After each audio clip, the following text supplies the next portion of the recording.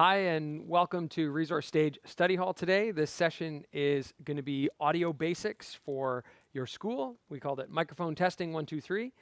And I'm Jordan. I'm one of the team members here at Horizon. We're going to go through a few things today, starting by talking about some of the components of sound systems, how they all connect, how they work together, how you might want to use them in your school. And then we'll spend a little bit of time talking through a couple common scenarios you might find yourself in, troubleshooting a couple common problems, and making some of the connections that you're likely to want to use. So starting with the components of a sound system, I have a whole bunch here. Some of them might look familiar to you. I'm assuming maybe some of them are familiar. We'll start with microphones. There's a bunch of different kinds. They come in all shapes and sizes. I have two in front of me.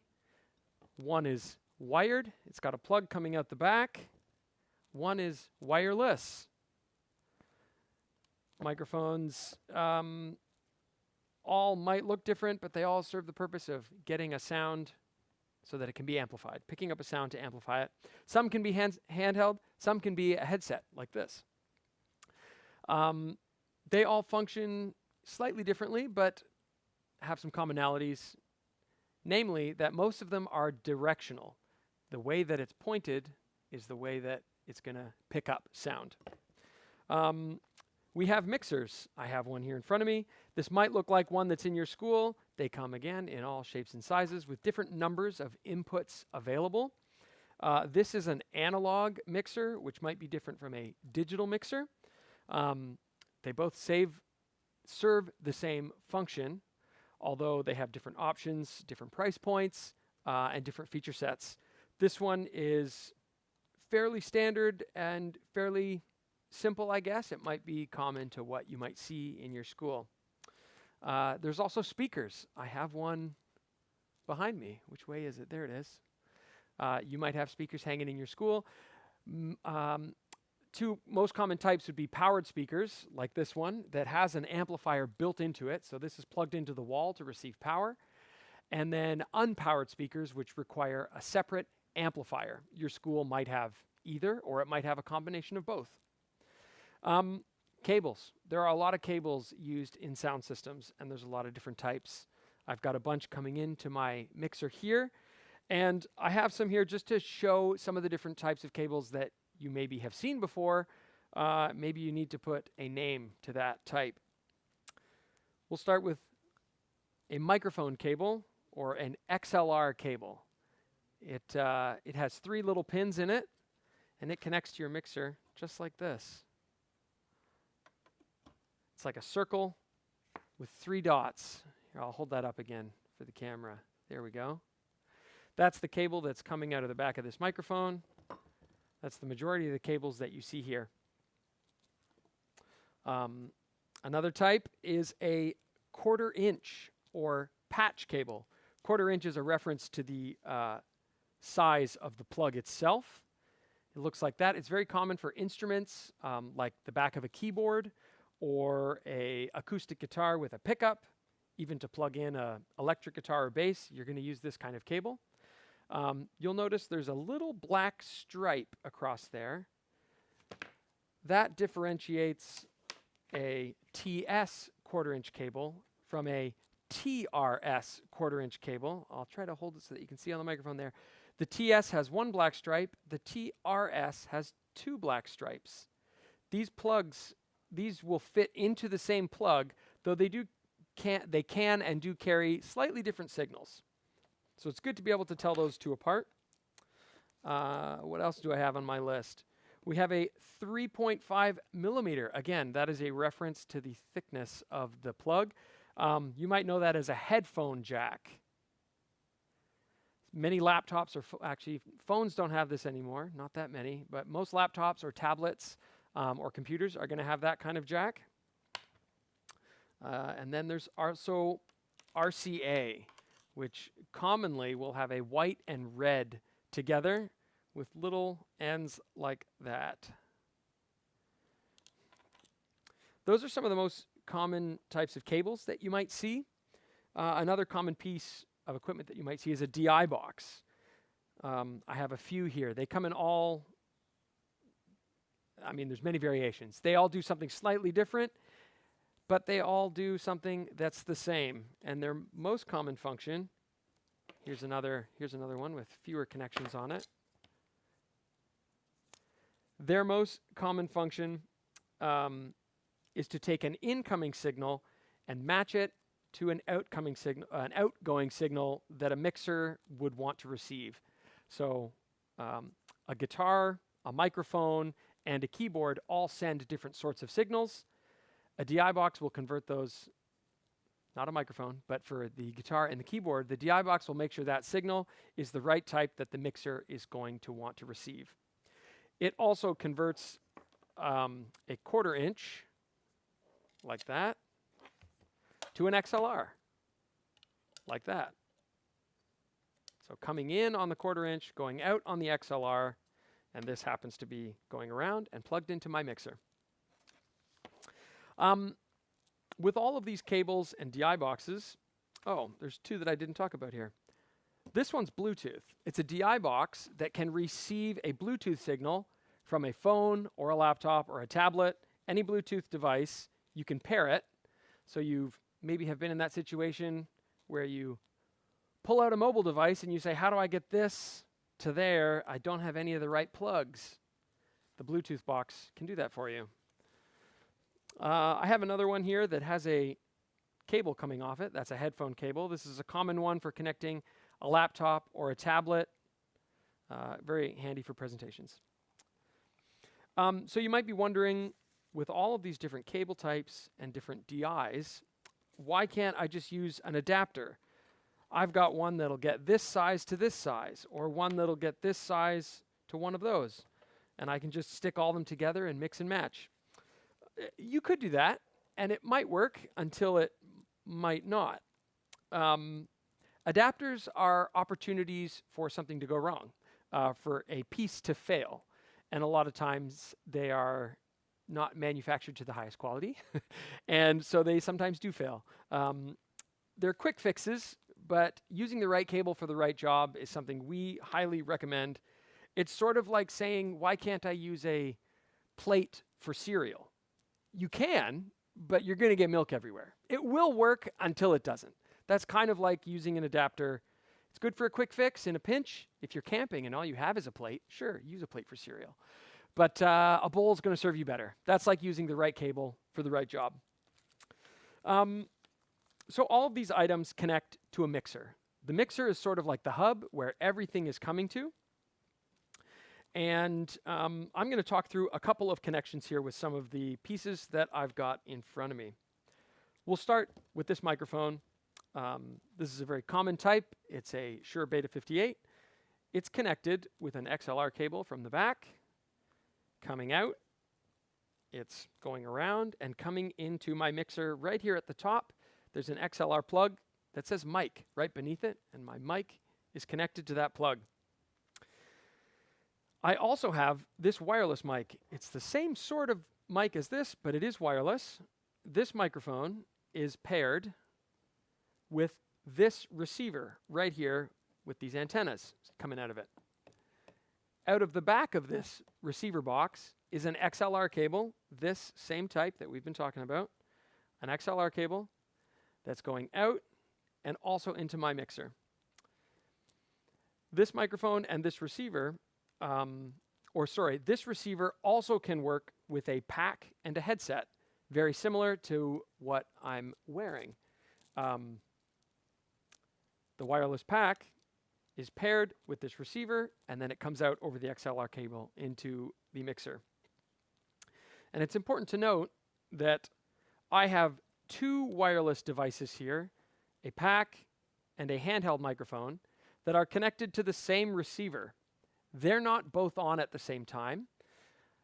The receiver doesn't want to receive both of these at the same time. The receiver wants to receive one of them. So even though you might have a pack, a handheld, and one receiver, in this setup, I can only use one of these at a time. They can both be connected, but only one in use at a time. I also have a DI box here with just a cable hanging off of it that is connected to an XLR cable that's connected to the mixer.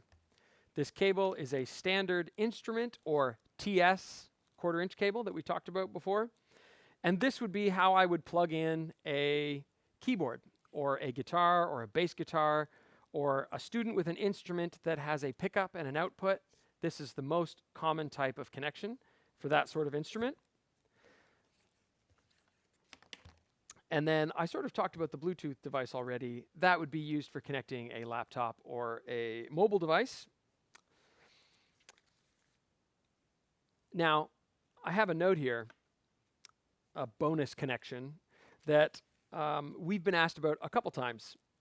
When connecting a laptop for a presentation, say in a school assembly or even in classroom, and you're showing video from that laptop and you need to also get audio through a sound system. Oftentimes, we've been asked that there's a problem when you connect an HDMI cable, it's a video cable, to a laptop, to a projector. The audio sound from your laptop is often, by default, going to go out that HDMI cable to the projector. If your projector's not connected to your sound system, you're not going to get the right sound. This little device here is called an SB5, a stage bug, and it's designed sort of for that purpose. It can get audio out of your projector on this little headphone jack, and then over an XLR cable into a mixer. I put a star here because we've been asked that question a number of times, and that's a common problem that you might face. So once we get all our sounds arriving at the mixer and connected, how does the mixer work? I'm going to give a quick overview. I'll try not to go too in-depth, but enough that you can be familiar with the basic function and what all the knobs and buttons do, because it can be a little bit intimidating at first. Yeah, first glance, it looks like a lot is going on. However, two things to know about the mixer. Most mixers are all arranged this same way. An input comes in here at the top. I'll start here at channel 1. So this plug comes in here, and there's a row of knobs that ends with this fader. This row of knobs and this fader all apply vertically to this plug that's coming in on the first input. So this input, all of these knobs and this and the fader are for that channel. The same applies for the next one. We have something coming in on number 2. All of those knobs and the fader apply to that. So vertically oriented for the inputs. And then we have numbers here across the bottom, 1 through 8 on this mixer. Those apply horizontally going to the master channel or the master fader, the main output, which is over here on the right. Often it will have a different color fader to help you identify which is which. Some mixers that might be a bit smaller, instead of having sliders or faders like this, might just have knobs. That's okay, the function is still the same. So we have an input coming in, all of these parameters of this first channel applying to that first input, and then all of the channels cascading towards the main where they all go to the main output.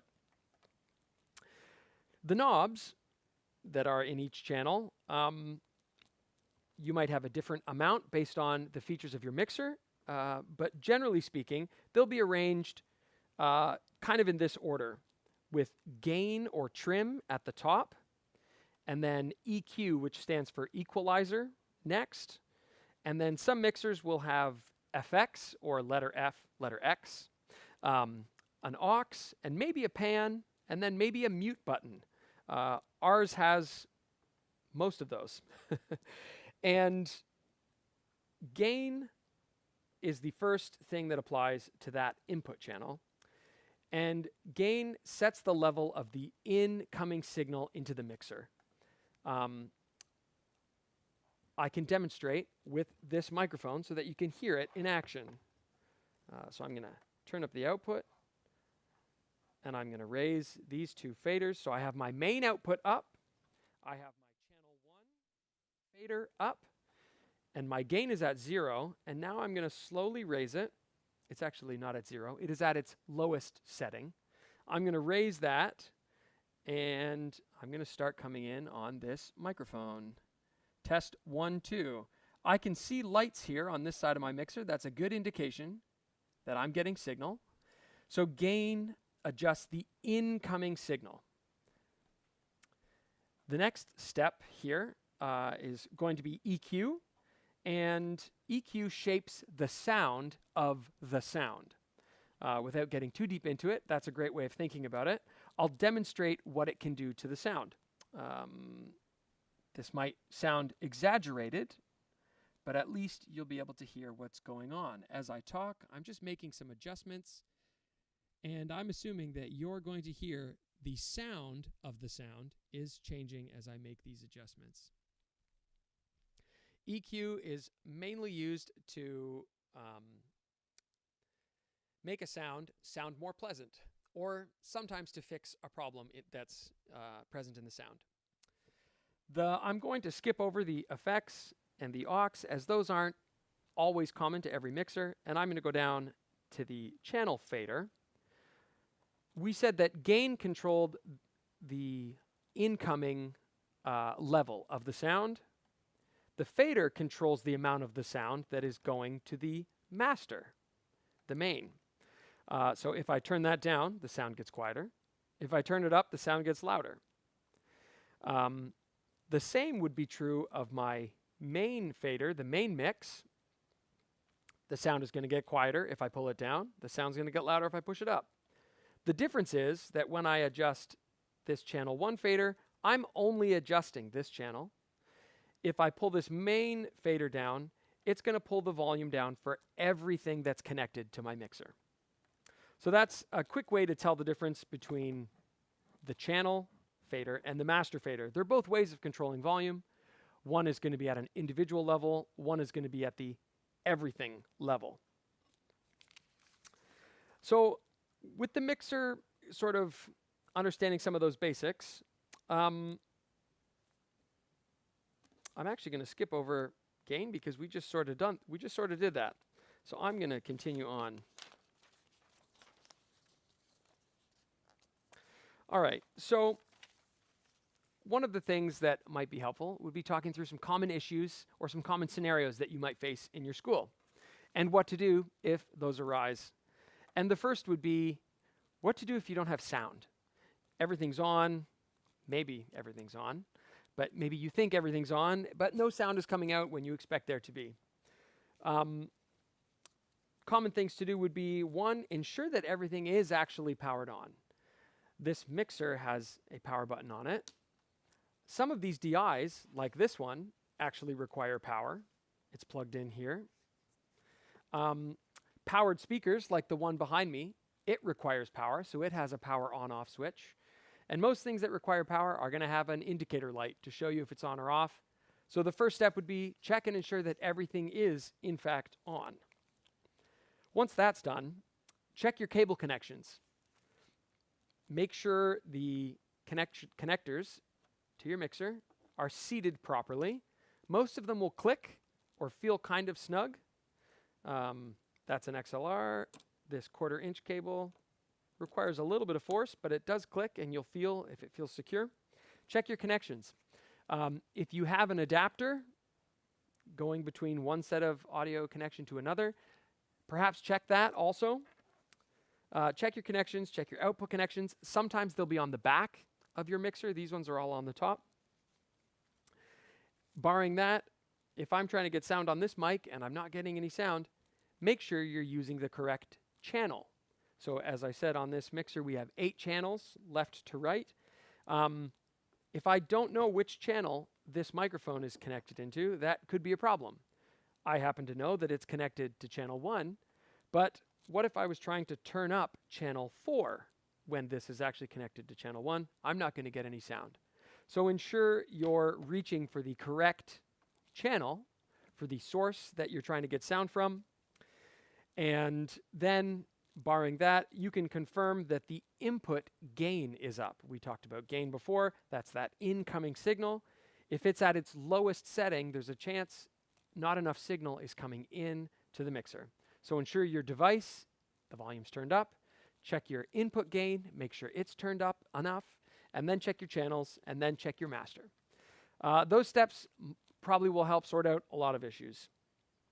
So another common problem is feedback. Feedback is that high-pitched ringing or squealing sound that many folks have heard or are familiar with.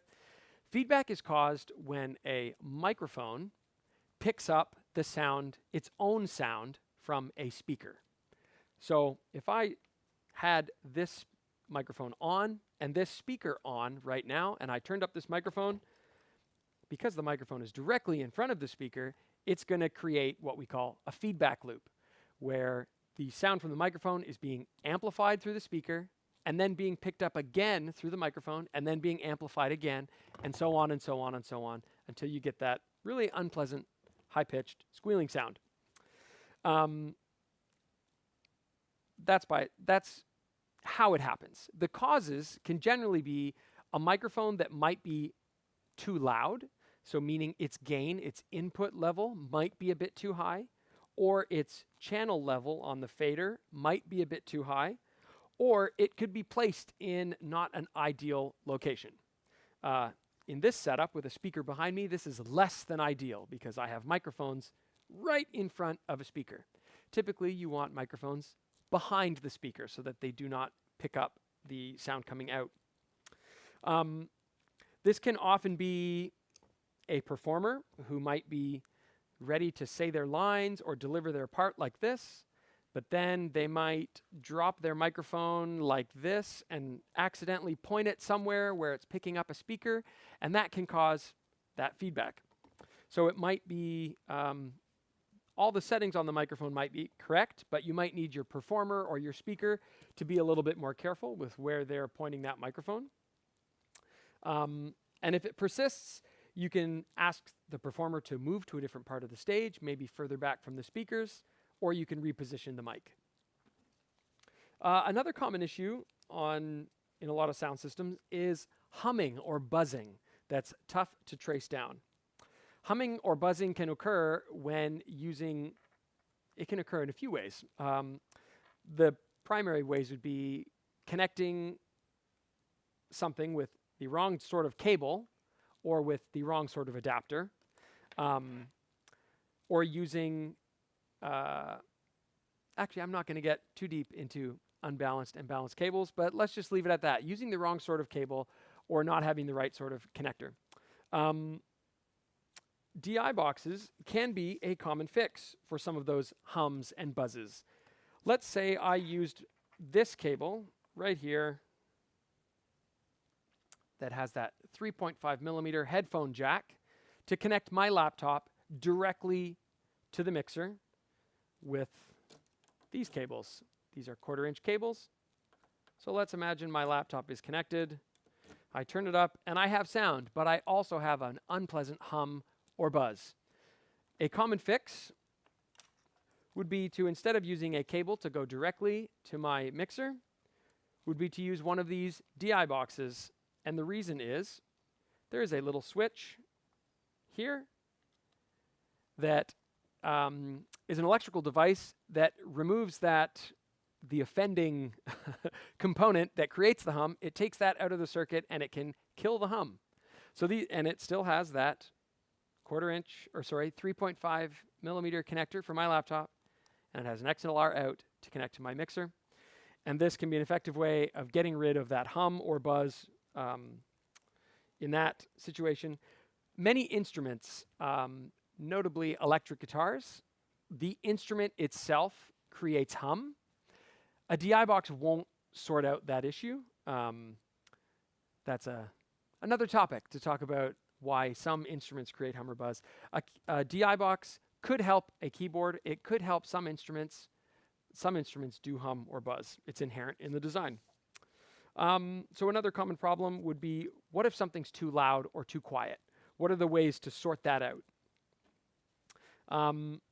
Let's imagine we have some kids on stage for a performance, and I want to get them louder. They're not quite loud enough. A few steps I would take.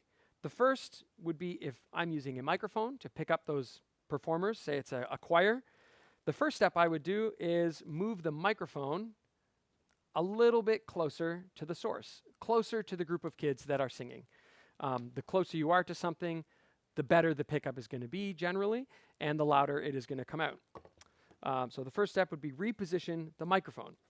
The second step could be to reposition the performer.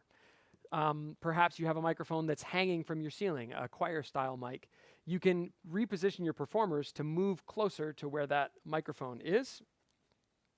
The third step could be to encourage a little bit louder a performance.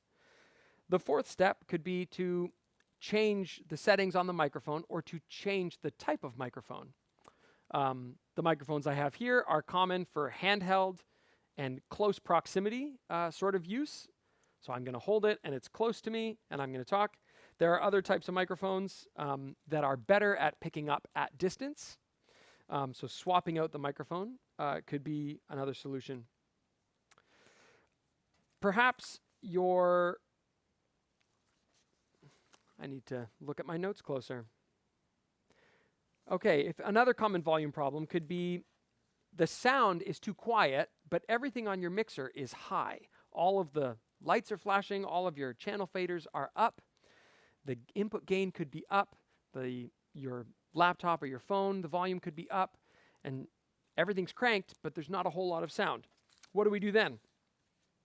The first step I would check is if you're using a sound system that has amplifiers, that is the device between the mixer and unpowered or passive speakers, ensure that the level on the amplifiers is turned up. Most will have a way to adjust that.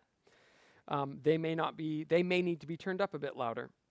The second step could be if you have an active or powered speaker like this one, it has a volume adjustment on the back. Ensure that it is turned up. That could be step 2. If you've tried all of those and you're still not getting the amount of volume out of a speaker that you think you need, it might be the speaker. That might be an opportunity to upgrade to a louder speaker, or there could be a greater issue in your system. If that's the case, you can call us and we can do our best to help. Another common problem is sound that is crackly or distorted. What's causing that? How do I fix that? Crackly or distorted sound might mean that something that's known as clipping is happening somewhere in the system, which means some part of the signal is overdriving, meaning more signal than that device was intended to handle, and it results in distortion or clipping or something that sounds unpleasant, like a pop or crackles. So the first thing to know that might be happening on your mixer, if it has lights, if you're hitting the red lights on your master, or some mixers have lights on each channel, if the red light is illuminating, that means you're definitely clipping somewhere. And to start, you can lower your faders and find the offending channel. Sometimes it will have, if it's my voice that has a crackly sound, I would find the microphone that I'm using and I would lower the input gain, and then I would lower the channel fader a little bit and see if the problem persists. That could be step 1. If that solves your problem, excellent. If that doesn't solve your problem, then it might be you are overdriving your speakers or your amplifiers. That might mean everything on your mixer is happy, but it's the signal coming out of your mixer into your amplifier that is maybe overdriving, which that's more signal than that device was meant to handle, overdriving your amplifiers, or you might be overdriving your speakers. In that case, you may need to lower the levels coming out of your mixer by pulling the fader down or by adjusting the settings on your channel. I think that's my common problems. So to just review quickly, in most sound systems, the common components are an input, which could be a microphone, or a source, which could be a laptop or an instrument, cables, which is how that source is going to get into your system. So a source, a cable, and then a mixer of some sort, and then a speaker of some sort, or maybe an amplifier and a speaker of some sort. So a few stages that are the common components. And when making connections between these components, if I was connecting microphones or connecting cables to my mixer, I would almost always start with all of my levels down.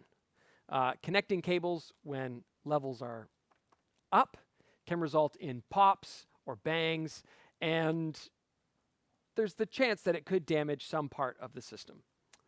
So always make those connections with your volumes down.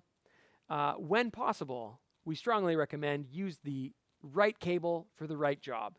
If you're needing to use one or more adapters, it might just be simpler and more bulletproof to just purchase the correct cable. And when you're trying to troubleshoot, go through that list that we went through, check the basics before assuming that, oh, this microphone's broken because there's no sound. I would check the cable, check the gain, check your channel fader, check those components before you assume that a piece is broken. Doing all those should help you out. You should be able to troubleshoot a lot of common items. And that pretty much brings me to the end of our content. But in closing, I would like to say that we also have future sessions just like this coming up. Resource Stage Study Hall on lighting basics and sound basics are coming again on January 30th and April 24th. So if you want to hear this content again, or if you know someone for whom this might be beneficial, let them know. It's coming again in the future. We will be, we'll have that posted on our website and our social medias. We also have a stream coming up this coming Tuesday evening at 7 p.m. As part of our resource stage, another free training event. This is focused on mixing audio for live streaming. So if you or someone you know is interested in that, that's coming up this coming Tuesday, October 14th at 7 p.m. And as always, with all the things we've talked about here today, we rent all this equipment. We also sell all this equipment, and all these accessories. So if there's anything that feels beyond you and you need some help, reach out to us. We'd be happy to help. And lastly, if this training was interesting, but you feel like you want more, or you think it might be beneficial for students or other teachers at your school or your venue, we do on-site training. So again, reach out to us, Horizon Solutions with Resource Stage, and we can help you out. Okay, thanks.